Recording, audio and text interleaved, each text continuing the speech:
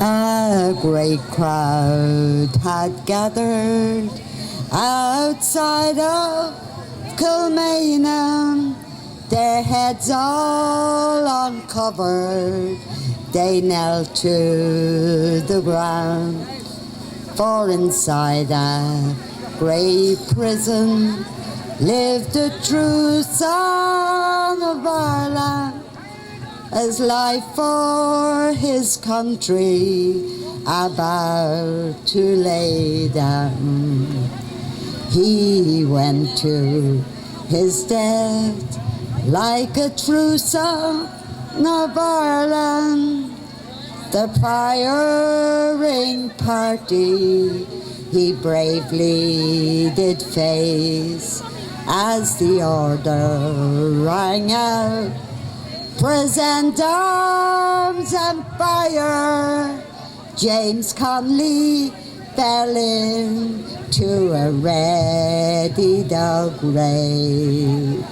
We all need to stand together, and that's what today was about. Because things have been quiet, we thought maybe put the unity back into the communities and get everybody here together today. We're going to have a few speakers that have been involved in the water movement for the past 15 months. And I came across photos from Toa in Cork, and I saw Jared Kavanagh and Brian Gould, and they were in holes and they were stopping the meters going in. And I thought, well, if they can do it, I can. And the following day, Irish Water left the barriers against my garden wall. How dare they?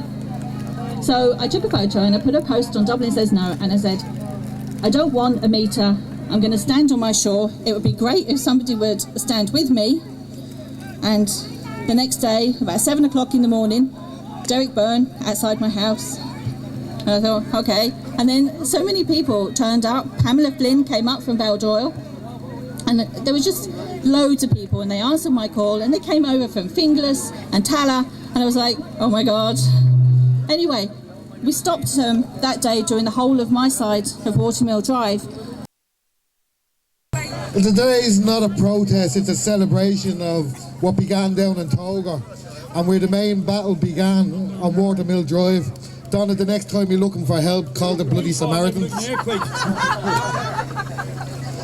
You know, today is about celebrating not just what the four of us did, it's what everyone did.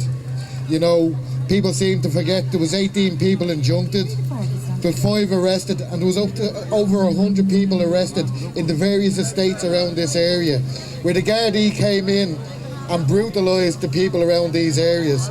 People were punched, kicked, dragged off the streets, but yet every morning at 6 o'clock they came back out and stood on street corners, and eventually we kicked GMC Sierra out of these areas. We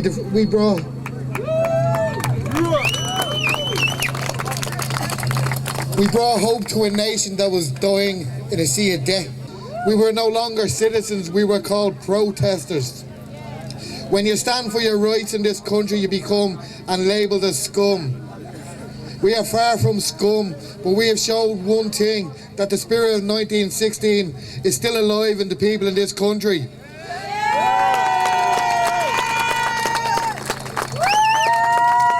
And next year for the centenary, there will be a hell of a lot of people out celebrating and continuing on the battle to free this country from the slavery inflicted on it by greedy Irish politicians. The government are terrified to see people standing up against them, stand up against our corruption, and stand up against our policies. And basically tell the government we had enough, and we're not going to stand by and let just destroy our country. We're going to take our country back. When we beat Irish Water, we're coming after you, Kenny, you and your cronies. If we go into this election with overkill of candidates standing up against one another, we will get no one elected. And the people on the ground are the people that should be directing the people that they have elected, you know, into positions of councillors and whatever, and saying to them how you feel about unity and what we do moving forward. Because if we don't make this election markers in history will show that we lost this opportunity that we have not got in the last 99 years so far. And now we're going to have to burn the bills over there. I don't know if everybody has their bills. I have a couple, if anybody wants one, to go and burn them.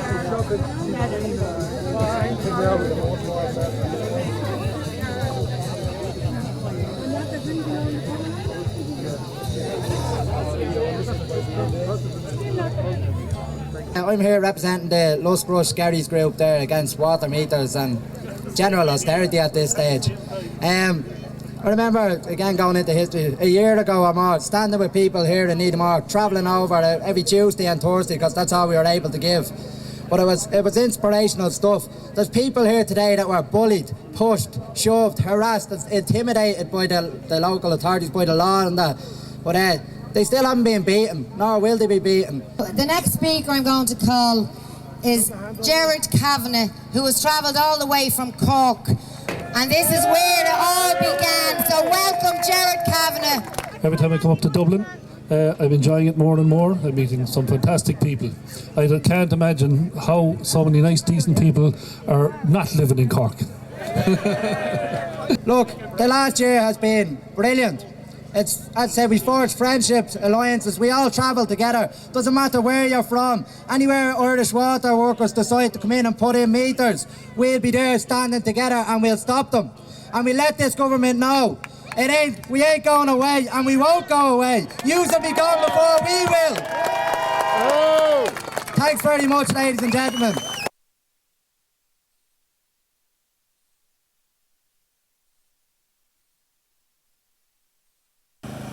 From Edenmore to Alden Grange, people stood up to Irish Water on the metering campaign.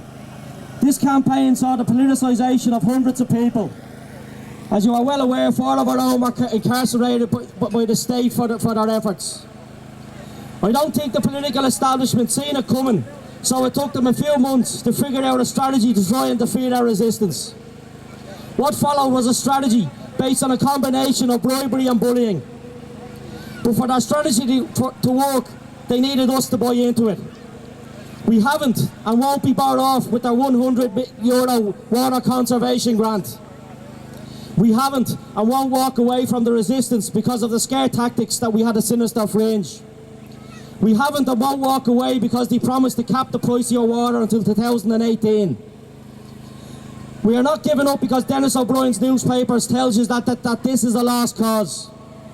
We haven't and will never accept water meters because their High Court tells us to.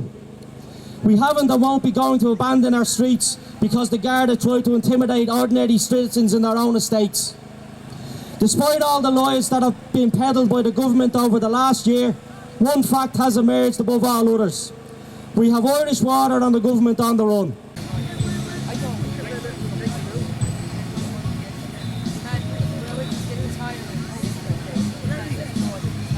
To Watergrass Hill by the invitation of the people out there, and that's a sizable village with about 6 or 8 large estates, and one after another they asked us to organise them. And while all the surrounding villages were metered without a whimper, there isn't a meter has gone into Watergrass Hill in the past 3 months. So we stood them down and told them to wait until they come back again, and last week they're back for the second round and we're holding them off so far. We moved out to Tower, which again is 7 or 8 miles outside the city, and we barricaded 4 estates initially out there, and we held them off for 3 or 4 weeks. And as a result of that and having your publicity out on the road, 5 or 6 other estates in Tower and Blarney came out. Because our residents were less than 50-50 on those estates, we actually came to an arrangement with Irish Water, and they kept their word, or a particular contractor kept his word. So 4 estates were metered, only those who wanted them, which meant those 4 communities were able to let go of the tension that was building up in them, and we were able to move on to the next estates that were under threat. So it's an evolving policy. We're not sure how productive it is, but if you have an estate where your people are on the verge of giving up because there's only 20% of them fighting it, better to have those 20% without a meter than to have your people give up and the whole estate being metered. But this is an ongoing debate with us at the moment. That's the 10th I'm going to burn 100 more. Running this country, trying to make Egypts out of the Irish people. But we're not Egypts, and we're going to stand up to these people. And it'll be great to see them now next year coming up to your door saying, will you vote for us, we'll do this and we'll do that. Well, believe you me, lads, she's gone after the next election. Why did I do it? Why did all of you do what you did over the last year, which has brought Irish Water to its knees, to the point where now 1 million households have refused to pay the first bill and has nearly knocked Irish Water out completely? You do it because you care. You care to what's happened to this country over the past 7 years. You care that we bailed out the banks to the tune of 64 billion euro back in 2008. You care that you've lost jobs, that immigration is back on the scene. You care about the cuts to lone parents, to home help, the hospital waiting list getting longer and longer and longer. You care about your families, their futures. You care about your friends. You care about all these things. And that's why there's been the biggest mass movement seen in this country, as Ollie said earlier, since the War of Independence.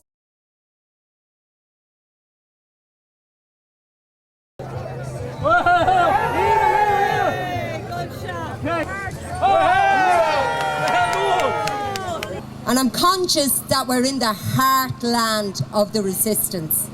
We have seen so many people from this community pulled through the courts. And we've seen 4 people from this community sent to prison. And I just want to say to them, you are the people who showed leadership in this campaign.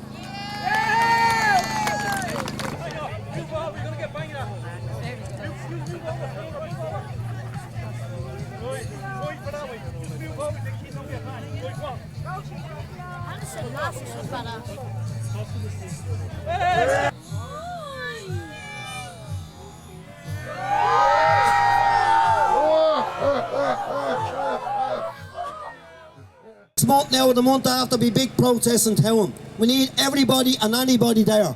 Everybody. This government is on their knees, and so is Irish Water, and they know it. And they know that the Irish people are bringing them down, and we're going to bring them down, and we're going to bring them down hard. And you know what, folks? It was yous who put the unity back into community, nobody else.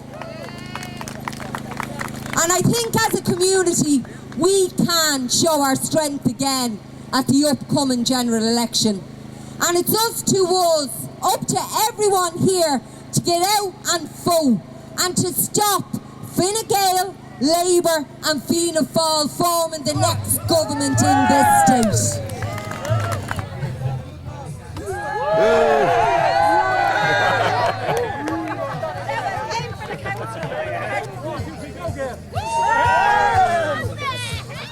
Because the power lies with you. It lies with the people. It doesn't lie in Parliament. It doesn't lie in the City Council. It lies with the communities and what you decide to do. And what you've done over the past year rightly should be celebrated, not commemorated, celebrated here today. With the amount of crews that are pouring into Cork, a lot of them telling us they've been working in Dublin and they're being pulled out. So to some extent we're getting the crews that you've defeated, but the other aspect we find is that we're benefiting from your resistance in that there is a change, and what we're hearing is we don't want to give hassle, we don't want to get hassle. If somebody tells us reasonably straightforwardly we don't want to meet her, we'll keep going and we won't give it to you.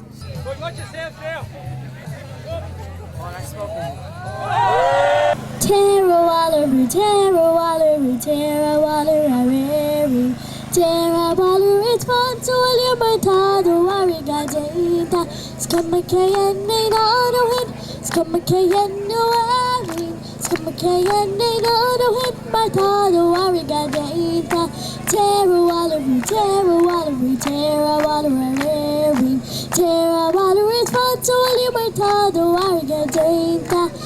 Some people are some people are wearing. Some people are Disney, it's spacey, I get their margin. Tara Waller, Tara Waller, Tara Waller, wearing. Tara Waller, it's fun to William Martado, Arigatinta. Tamu Ariga, Niumu Ariga, Tamu Ariga, Dainta. Tamu Ariga, Niumu Ariga, Tara Waller, Terra Waller, Terra Waller, it's fun to live with all the warrior day.